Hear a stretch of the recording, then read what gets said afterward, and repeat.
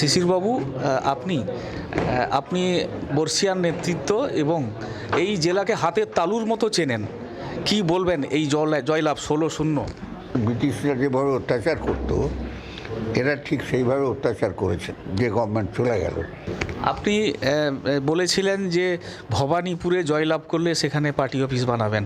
কিছুক্ষণ আগে আমরা জানতে পারলাম যে শুভেন্দুবাবু মমতা বন্দ্যোপাধ্যায়কে পরাজিত করেছেন, কি বলবেন?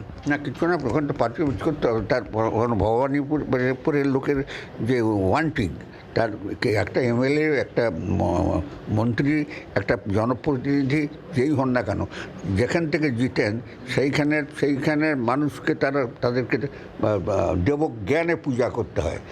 সেখানকার লোকের যে চাওয়া পাওয়া যা আছে তা মিট করতে হবে।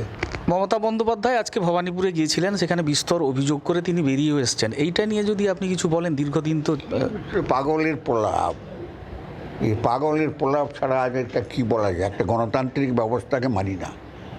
ভবানীপুরে পার্টি অফিস খোলা হলে আপনি যাবেন? হ্যাঁ, নিশ্চয়ই যাবো। আমার তো একমাত্র কথা পার্টি করা। এই যে থরে থরে থরে থরে শুভেন্দু সকালবেলা আজকে বলতে পারলো, কী শিক্ষা, কোথাকার শিক্ষা? ওই শিক্ষা আমাদের আছে, আমরা বলে দিতে পারি কোথায় কী হতে পারে। কেন হবে না? নিশ্চয়ই হবে। দীর্ঘক্ষণ বর্ষিয়ার নেতৃত্ব শিশিরবাবুর সঙ্গে কথা বললাম এবং তিনি সব কিছুই জানালেন। আমাদের আর বেশি করে কিছু বলার নয়। কাঁথি থেকে ক্যামেরায় শান্তনু খুঁটিয়ার সাথে কিরণ মান্না, জি 24 ঘন্টা।